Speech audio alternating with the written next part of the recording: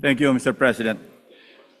Mr. President, distinguished Majority Leader, thank you for allowing me to have the floor on a matter of personal and collective privilege. Much as I would like to abide by the elders, what my elders had taught me, that, and I quote, silence is the best response to nonsense. I'm constrained to take the floor to set the record straight and correct the prevarications spewed on this very floor by one of our colleagues, namely Senator Rodante Marcoleta. While in his two recent privilege speeches, he mostly referred to this representation as the BRC chairman, in my manifestation today, I will refer to him by his name. Like on many past occasions, I could have effortlessly dismissed Senator Marcoleta's statements as I refuse to dignify his ego-driven provocations. But when the attacks shift from professional to obsessively personal, I must shut the whole political circus down, firmly, completely, and without ambiguity. Dahil gusto din lamang ni Senator Marcoleta na lagi siyang bida bilang dating chairman man ng BRC o sa usaping West Philippine Sea o anumang issue involving China o dili kaya ay sa usaping restitution na mag-asawang Diskaya, siya na nga ang tunay na bida sa aking magiging pahayag sa mga sandaling ito ngayong hapon. Memory is short, Mr. President. With that said, and with your indulgence, let me refresh our memory on the historical background of the animosities, or shall I say, why the gentleman from Tarlac and Pampanga, Senator Rodante Marcoleta, has become so obsessed with tagging and bad-mouthing this representation, as he has become obsessed with defending China in many fora, like in the confirmation hearing of 35 senior officers of the Armed Forces of the Philippines, but especially when he interpolated our distinguished colleague from the majority bloc, Senator Francis Kiko Pangilinan, when he sponsored and defended Senate Resolution number 37 last February 2. So obsessed that he had to resort to rigorous stalking of all my interviews and social media updates, nitpicking from every statement I uttered, and tricking this august chamber to cry foul, armed with nothing but his draining litany.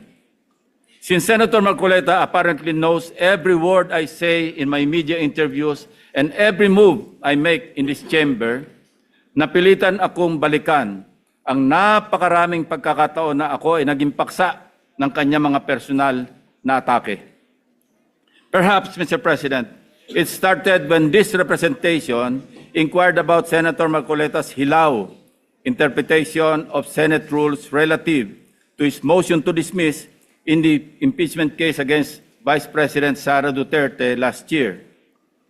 Thus, on August 6, 2025, I manifested my inquiry regarding Senator Marcoleta's arguments, calling for the dismissal of the impeachment case against Vice President Sara Duterte using Section 135 of the Senate rules.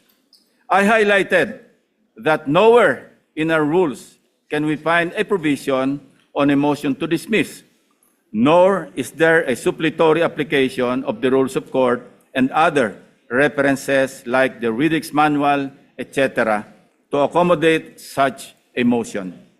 I merely raised a parliamentary inquiry into how we can deal with the said motion to dismiss an impeachment case, given that we were then constituted as a legislative body in plenary session and not as an impeachment court. It was supposed to be a simple parliamentary inquiry from what I considered then, and I quote, medyo hilaw na interpretation ng ating Honorable Marcoleta, unquote. Ewan ko, Mr. President, simula nang nasopla ko si Senator Marcoleta sa floor, ay tila nagtanim na siya ng poot sa kanyang dibdib. On August 20, 2025, I delivered my first privilege speech entitled Flooded Gates of Corruption to bring to the attention of the Senate and the Filipino people the syndicated corruption in the implementation of flood control projects. Pinaghirapan ko at ng aking team na buuin ang aming mga findings upang maisapubliko ang mga anomalya sa flood control na makakatulong sana sa sinasagawang inquiry in aid of legislation ng Blue Ribbon Committee na noon ay kanya pang pinamumunuan. Ang hindi ko inaasahan, minasama pa ito ni Senator Marcoleta sa pamamagitan ng kanyang TV program noong August 29, 2025. Panoorin po natin ang mga portions ng video.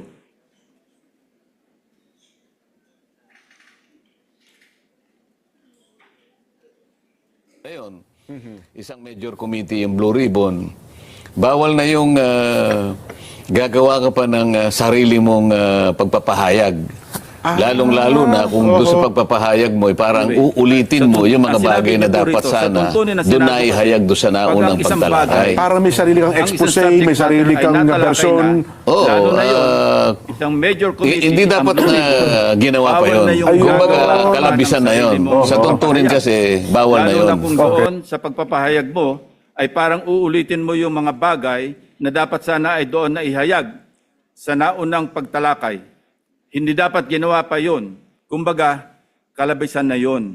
Sa tuntunin kasi, bawal na yun.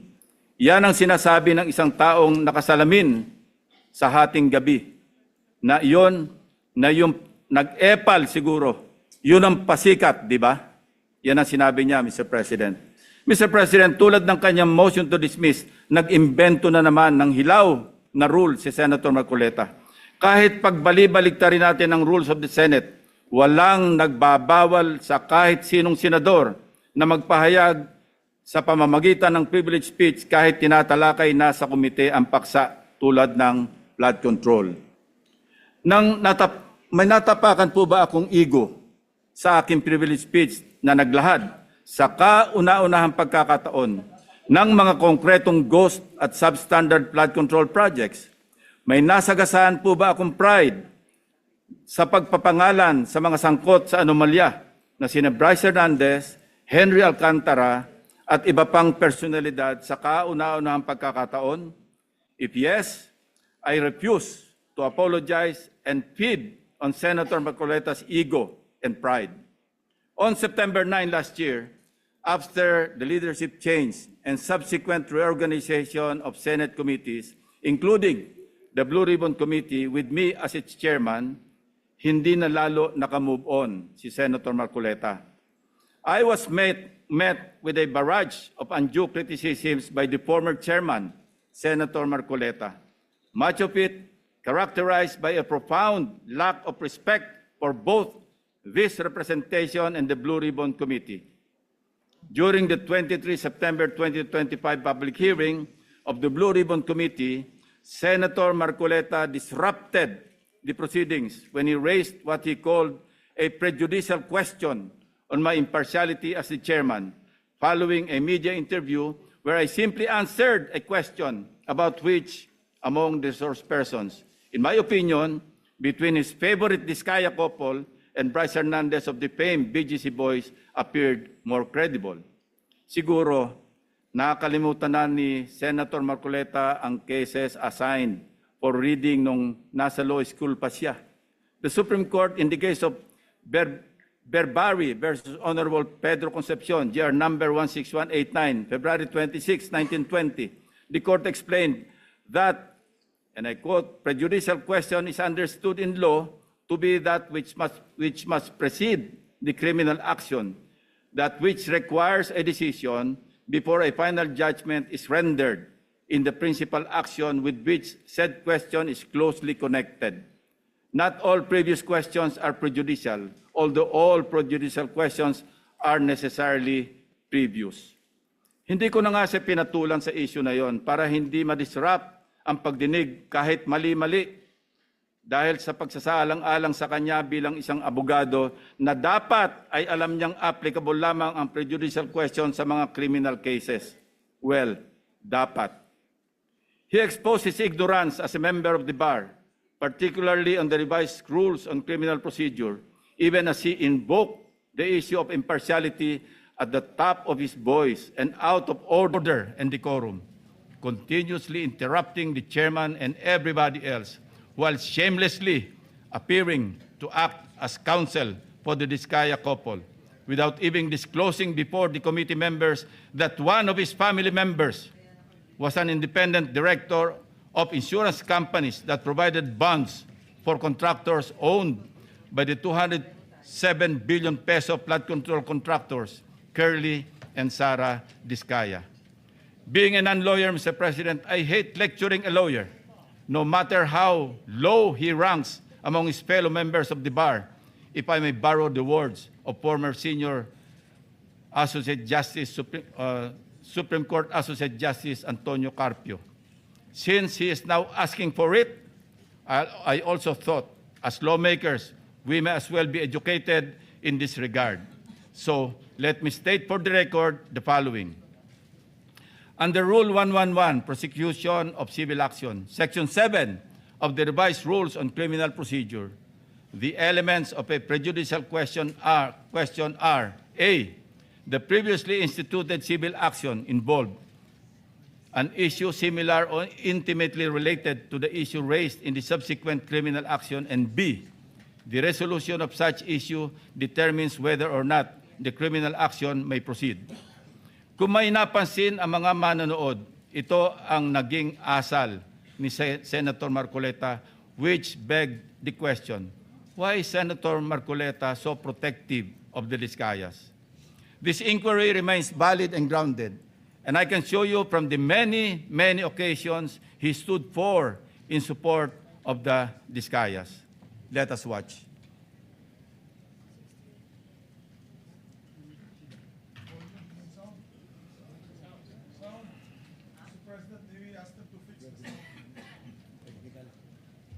May I ask for 1 minute suspension, Mr. President? Session suspended. The technical department. Technical, go ahead. You play back. If you're ready. I'm raising prejudicial question. Ang mangyayari nito, so, mas credible si Bryce kaysa Diskaya. Bakit gano'n? Why are you so protective of the Diskaya? Why are you so protective? Nagmamadali daw po ako na mabigyan sila ng witness protection program. Yun po yung sinasabi ng batas eh. Pag hiningi nila with their consent, sapagkat nanganganib ang buhay niya, hindi ka magmamadali. Ilalagay ko po ba sa kamay ko ang kaligtasan ng mag-asawa na yun? Kinakailangang magsoli po sila ng mga nakulimbat nila, which to my mind is not correct. Paano mo sasabihin na magre-restitute ang isang tao? Meron na bang findings kung magkano i-restitute on how it can be restituted? Nag-a-apply pa lang eh. What is the reason behind the law? So that we can get justice, and justice can only be attained if there is restitution. So that is the principle behind all of these things that we are talking about now. Mr. Secretary, restitution will come after. It cannot be... Sir, it can come before or after, sir. It can come before or You after. cite the law that it come before. Yung Diskaya, to my mind, were the first to apply under the Witness Protection Program. Ang problema po doon, kung wala namang korte pa pong nagsasabi kung talagang sila ay nagnakaw o nakapagnakaw, sino pong magkukwenta noon? Problem is, ang sabi ng dating DOJ Secretary, ba hindi, kinakailangan isoli muna yung mga pinagnanakaw. So, paano ngayon siya mapuprocess if that was dangled? So, ang tinatanong ko nga sa inyo, hindi sa sinungaling. Kayo ang nagbigay na ng condition kasi. Did you agree that you restitute any money to the DOJ?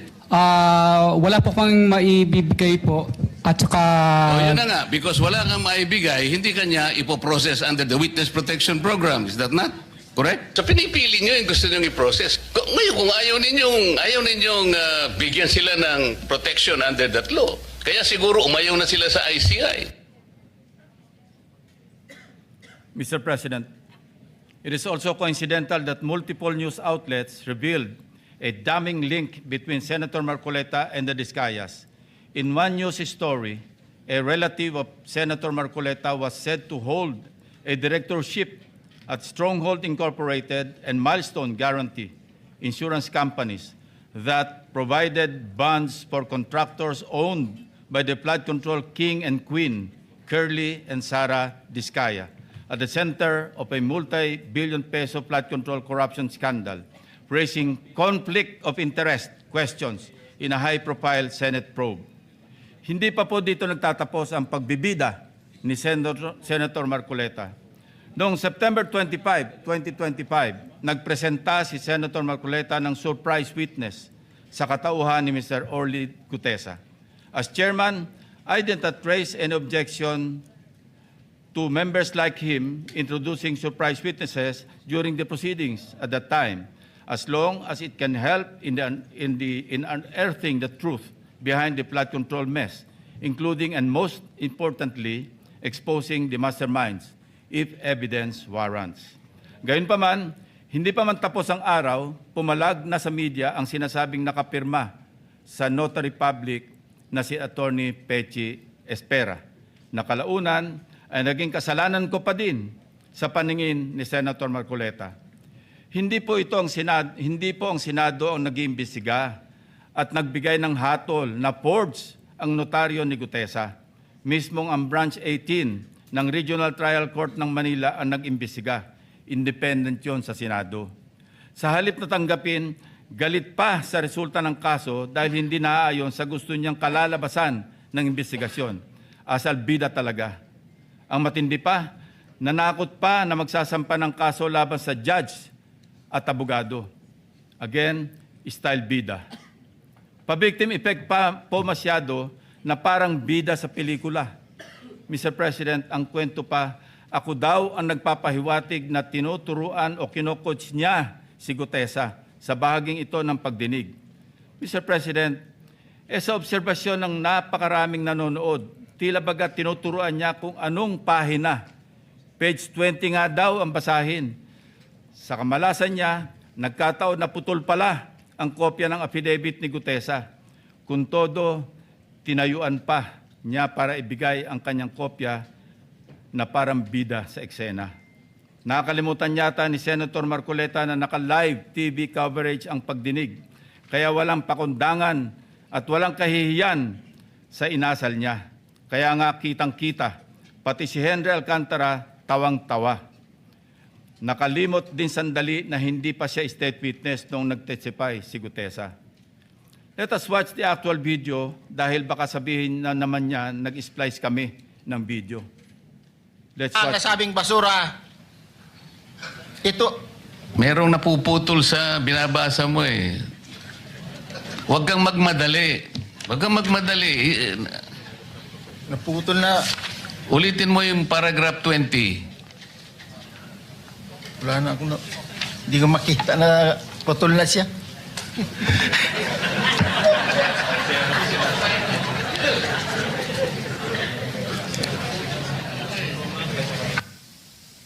I strongly deny that I made mention of him coaching Gutesa, Mr. President. Ulitin ko, sakaling hindi pa rin talaga magets, tinanggap pa rin ng komite ang sinumpang salaysay ni Gutesa bilang valid at bahagi ng record dahil sa katotohanan siya ay personal na humarap at nagpatunay under oath ng nilalaman ng kanyang affidavit. Ang masama, Mr. President, tinanggap naman natin sa record ang testimonya ni Mr. Gutesa. Hindi pa rin tumitigil sa kakareklamo si Senator Marcoleta. Mr. President, ang tunay na issue hindi ang forged na affidavit kundi ang biglaang pagtatago at pagkawala ni Gutesa. For the information of this body, Mr. Gutesa, who was presented as a witness by Senator Marcoleta, has been unavailable since his initial appearance. Moreover, the committee made the option for Senate protection available to him, but he declined as evidenced by his signed waiver. And we are dutiful in locating him, Mr. President. Pinuntahan namin ang lahat ng addresses para mayabot ang imbitasyon ng komite and even rigorously visited our CCTV camera footage. Again, displaying his obsessiveness for the nth time, Senator Marcoleta even lambasted me by implying that I was surveilling his office. Galit na galit. Samantalang nais lamang nating matukoy kung sakaling may kasama si Mr. Gutesa nang dumating sa Senado upang sa gayon ay magkaroon tayo ng lead kung paano siya muling maimbita sa susunod na pagdinig. Hindi ko na nga pinalaki ang aking mga obserbasyon sa paksang ito, Mr. President. Sa halip, sinubukan pa rin naming hingin ang kanyang tulong sa paghahanap kay Sergeant Gutesa. Again, Senator Marcoleta in his TV show ranted against me. Let's watch. Tatanungin ko siya, bakit mo kinur sa akin ito? Iniinsulto mo ba ako? Parang insulto naman sa akin yun. Ba't mo ikukor sa akin? Sino ka ba? I dare ask, Mr. President, if a committee member brings a witness bearing such damaging allegations, does the burden of transparency not follow? Is it not just proper to cooperate with the committee regarding his whereabouts? Why then does Senator Marcoleta find my position so offensive? On many occasions, Senator Marcoleta made statements that undermined the authority and collective integrity of the committee. Mukhang aabutin tayo hanggang bukas kung iisa-isahin ko pa lahat ang katakot-takot na pag-alipusta ni Senator Marcoleta sa komite na kinabibilangan din naman niya. He continued the same litany in his speech yesterday, Mr. President. Let me count and rebut it once and for all. 1. On the release of the minority report. Tahasang pinagmamalaki ni Senator Marcoleta ang minority report for the lack of better term, he said, na kanyang nilabas noong December 10, 2025, na siya ring naging paksa ng kanyang litanya kahapon. For his information, I wish to underscore a part of Section 22 of the Senate Rules shown on the screen, which states that, and I quote, concurring and dissenting reports may likewise be made by the members who do not sign the majority report within 72 hours from the approval of the report. Napakalinaw naman po, Mr. President. Concurring and dissenting reports may be made 72 hours after the committee report has been approved by the majority vote of all its members. Siya na nga itong gawa ng mga bagay na wala naman sa alituntunin ng Senado. Pagkatapos, ako ang pagbibintangan niya na epal. He even had the audacity to declare, and I quote his speech, a submission anchored on the same hearings, 3 of which he actually presided, the same resource persons, and the same affidavits. Masasabi ba niyang pangbasura lang din ang lahat ng yun?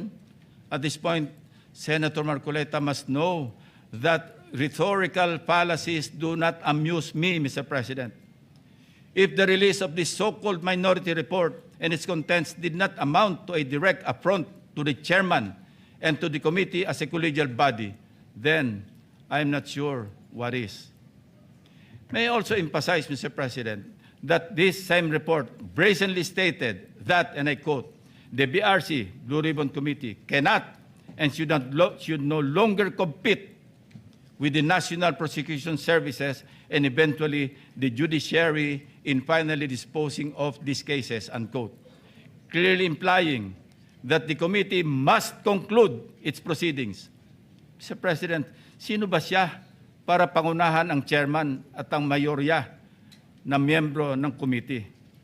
Wala sa lugar, wala sa hulog. Saganang akin lang din naman, kagulat-gulat po ba ang naging reaksyon ng representasyon na ito na walang lugar ang ulat na yan kundi sa basurahan? Kayo na ang humusga, Mr. President. Number 2, let us go to the BRC draft partial committee report na pinamahagi ng komite noon pang ika-11 ng Pebrero nitong taon, na sa mismong araw na ito ay 1 buwan na ang nakakalipas, na siyempre ay laman din ng only reklamo ni Senator Marcoleta. Anya, ang natanggap ng kanyang opisina ay isang PDF file or document na may watermark ng bawat opisina na nakatanggap nito na wala man lang daw pirma ng chairman ng komite. Natural, walang pirma dahil advance copies lang naman ang pinadala namin sa opisina ng lahat ng members. Common sense naman po, Mr. President, na binigyan ng soft copy ang bawat miyembro upang madaling mabasa at mapag-aralan ng ang lahat ng nilalaman nito simultaneously. Properly informed naman po ang mga staff ng mga senador na available mula sa aming opisina ang pisikal na kopya na lagpas 400 pages ng committee report upang mapirmahan sa hudyat ng mga ginagalang na miyembro ng committee. Ang ating inisyatibo upang pabilisin ang tamang proseso ay talagang masama pa rin sa paningin ni Senator Marcoleta.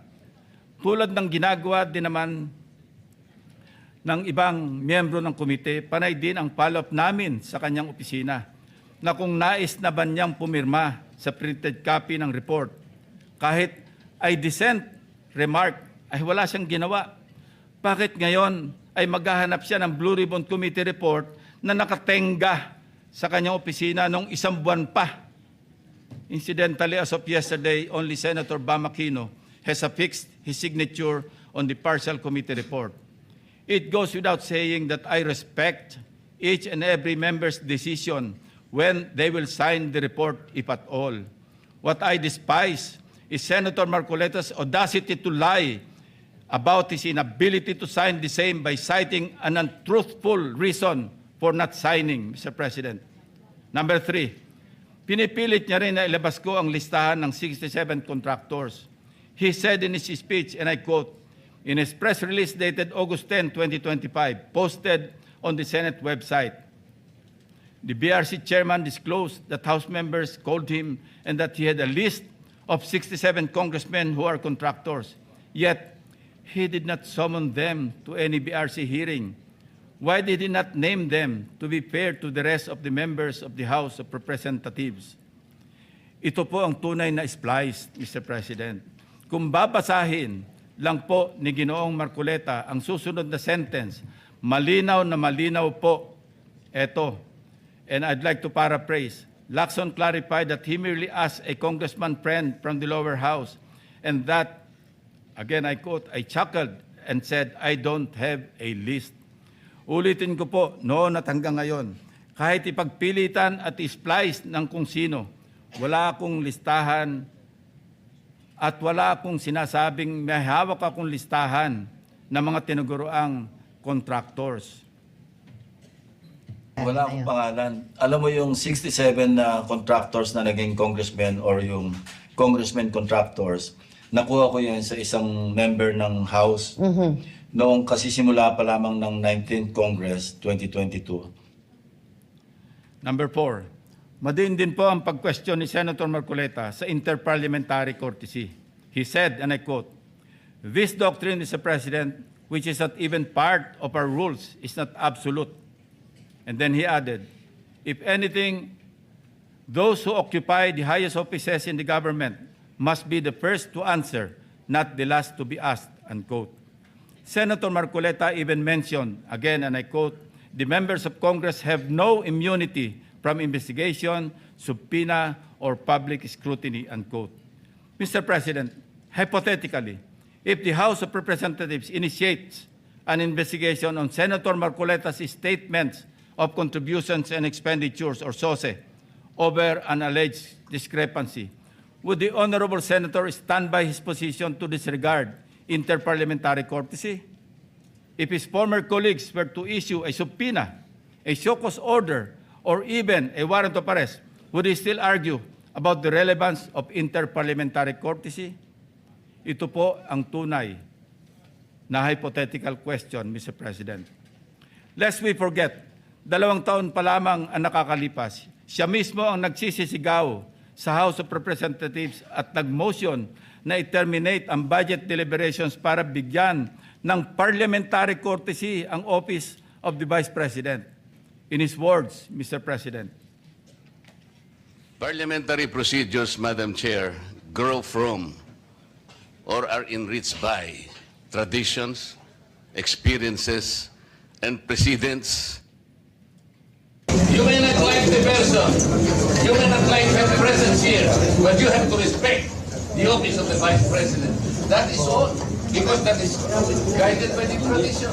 Kahapon po, kagaya po na sinabi nila, wala nang pinagtanong sa office of the President. And that is correct. That is in line with that tradition. such hypocrisy, such double standard, such a farce that does not dignify an answer, Mr. President. Incidentally, since I mentioned the SOSE case with the COMELEC in violation of the Omnibus Election Code, kung ninanais ko lamang na ipahamak siya, ay naghain na sana po ako ng Senate resolution calling for an inquiry in aid of legislation para ipatawag ang mga COMELEC officials upang ipaliwanag bakit masyadong delayed ang usaping ito. When the issue of Senator Marcoleta's failure to disclose his campaign contributors in his sources surfaced, our dear colleague tried to clarify the matter. In fact, during his own show, Saganang Mamamayan, dated November 8, 2025, he made the following disclosure. Please watch. Nelson, alam mo, mga kaibigan ko, nagbigay sa akin talaga. Alam mo, pakiusap lang nila. Isa lang. Tanggapin mo ang tulong namin sa'yo. Okay. Congressman ako noon, Kong, kami po ay naniniwala na karapat dapat kang makarating sa Senado. Tanggapin mo ang lagang to. Marami sila. Isa lang ang kanilang pakiusap sa akin. Ano po yun? Eh sana wag mo na kaming i-disclose ang identity. Ngayon, kapag ka naglagay ako ng figure sa contribution, mapipilitan akong mag-disclose ng pangalan nila. Alam mo kung bakit? Merong kaakibat na, kung tawagin, ay deed of acceptance of donation. Paano yun ka ako? Contribution to eh. Hindi, sabi niya, binigay ko nga sa'yo, contribution, pero utang na loob mo sa akin yan. Ituring mo na lang na utang, sabi niya, di ba? Loan. But when he was issued a show cause order by the COMELEC, he tried to backtrack on his arguments by saying that he received those contributions when he was not yet a candidate, as defined by the decision of the Supreme Court. I guess Senator Marcoleta and his legal team thought they were being smart by being technical about when these contributions were made. Pero nakakatawa, Mr. President, wala nang mas lilinaw pa sa sariling pag-amin ni Senator Marcoleta. Tumanggap siya ng pera para magkaroon siya ng utang na loob sa mga taong yon. Isang maliwanag na admission against interest, ang sabi nga ng mga abogado. Bilang isang abogado, dapat alam ni Senator Marcoleta na dahil dito ay shoot siya sa balde sa kasong indirect bribery under Article 211 ng Revised Penal Code dahil member siya ng House of Representatives ng panahon na yon. Maliwanag sa batas na krimen sa mga public officials na tumanggap ng pera o gift by reason of their office, kahit walang pangako na particular act or omission sa nagbigay ng pera. Bakit nga ba hanggang ngayon ay hindi pa rin nilalabas ng COMELEC ang resolution ng SOSE case ni Senator Marcoleta? Number 4, as for Mr. Saldico, let me state this plainly. 2 beses nating siyang naimbitahan para personal na humarap at personal na mag-testify sa komite. He needs to appear and substantiate the statements he posted on his Facebook account. Twice, he refused, citing medical and security reasons. Dahil sa bigat at seryosong aligasyon kanyang binitiwan, hindi maaaring pahintulutan ng komiting ito na manatiling nakabitin ang mga akusasyon na hindi siya humaharap at nanunumpa sa harap ng kapulungang ito. Sa katunayan, ako pa mismo ang nagmungkahi sa ating chat group na payagan siya magtestigo sa mula sa Philippine Embassy kung saan man siya naroroon. Gayunpaman, pinarating ni Senator Ronald Bato de la Rosa mismo ang kanyang apprehension sa suhestyong ito sa pamamagitan ng kanyang text message. Nais ko rin bigyan diin, Ginoong Pangulo, nang diskusyong yon ay nangyari bago pa man ilabas sa social media ni Saldico ang kanyang mga aligasyon. Panghuli, tungkol sa isyu ng apostille. Ang isang apostille affidavit ay hindi kailanman maaaring maging alternatibo sa personal appearance. Hindi ito mapapalitan ng direct testimony at lalong hindi dito mapapalitan ang tungkulin ng isang saksi na harapin ang komite, sagutin ang mga katanungan at sumailalim sa masusing pagsusuri. Kung handa si Saldico na magbitiw ng mga seryosong akusasyon sa publiko, dapat ay handa rin siyang humarap sa atin at panindigan ang mga aligasyong iyon sa ilalim ng sumpa. Ikalima, Sa kanyang akusasyon sa representasyon ito kaugnay ni Congressman or former Speaker Martin Romualdez. Kung binasa lamang po ni Senator Marcoleta ang partial committee report, makikita po niya na nakapaloob na doon ang lahat ng nais niyang ipahayag. Kung hindi man higit pa, rekomendasyon para sa fact-finding investigation, AMLAC bank inquiry, and filing of freeze order petitions are for future. Kung napakarami pa niyang gustong ipaglaban at paimbestigahan, bakit siya rin ang nagsabi sa kanyang minority report na dapat tapusin na ang pagdinig? Kung sa bagay, kung mayroong isang bagay na consistent si Senator Marcoleta, ito ay ang pagiging inconsistent sa kanyang mga pinagsasasabi.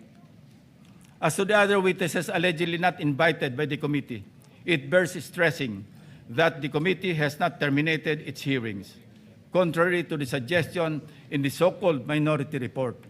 The intention at this stage is simply to have the partial committee report filed and sponsored in order to reflect the evidence received thus far and to allow the committee to consider the next steps, taking into account the views of the members on other areas that may be pursued as the path forward toward the eventual conclusion of the hearings.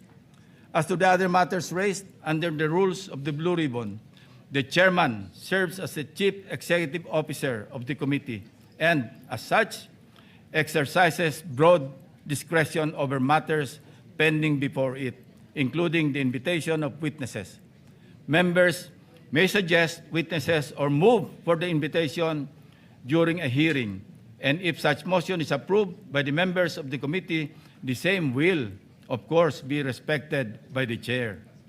Pang-anim, sa kawalang kamatayang i-give up ang KIG remark na umabot din sa isang full privilege speech upang ipangalandakan na ako ay nasa likod ng pag-splice ng kanyang video upang siya ay siraan. His statement, and I quote, verbatim, Mr. President, ang gawin natin po para madali, i-give up natin ang KIG. Then, mako-coordinate na natin lahat, unquote. Is that merely suggestive, Mr. President? Ito ay kasing kintab ng bumbunan na nasinagan ng tirik na araw sa tanghalin tapat, Mr. President. Sapat na ang kanyang hindi matapos-tapos na paliwanag na kesyo hypothetical daw, kesyo joke lang daw, ayon sa kanyang mga pahayag at kalaunan, ay gusto pa niya amyendahan o i-correct ang journal ng Committee on National Defense of the Commission on Appointments. Mag-ingat po tayo rito, Mr. President, sa kanyang gusto mangyari.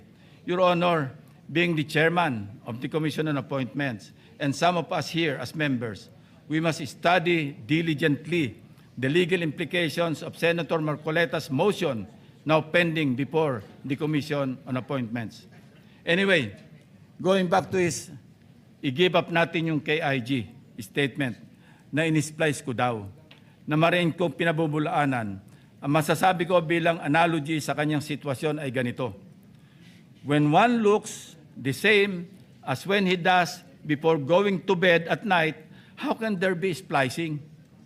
Inversely, Mr. President, when one looks different going to work during daytime from before going to bed at night, that's when splicing becomes evident.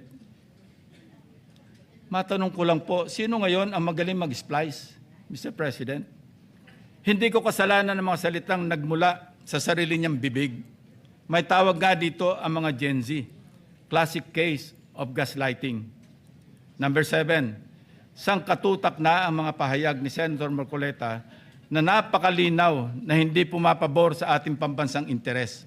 Sangkatutak na rin ang mga nagbigay ng kanilang mga negatibong reaksyon. Ngunit sa hulit-huli, ako pa rin ang sinisisi ni Senator Marcoleta. He even went far beyond by debunking and undermining the historical facts about Tomas Cloma. Senator Marcoleta said, I was all wrong when I said that this Pratt list was discovered and consequently occupied and owned by lawyer and businessman Tomas Cloma, citing the principle of terra nullius or res nullius. It was for him a historical distortion. Curiously, Mr. President, these narratives align with those of the Chinese narratives, plucked directly from the People's Republic of China's Ministry of Foreign Affairs official website, Mr. President. Let's show the slides.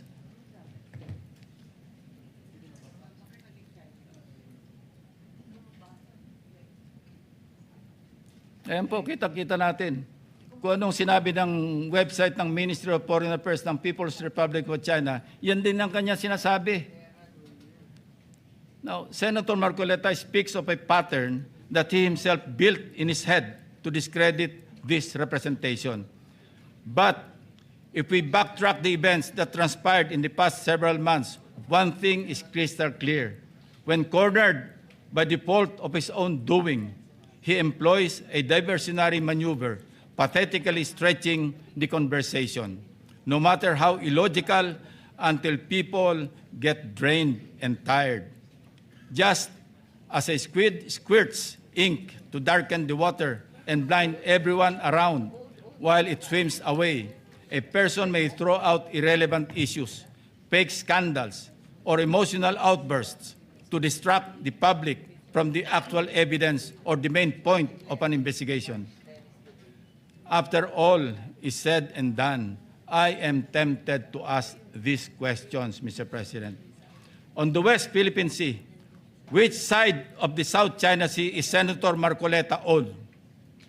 On the anomalous graft-ridden flood control projects, is Senator Marcoleta for the Discayas or the people of the Philippines? I think we know the answers, Mr. President. Thank you, distinguished colleagues, and thank you, Mr. President. Majority Leader.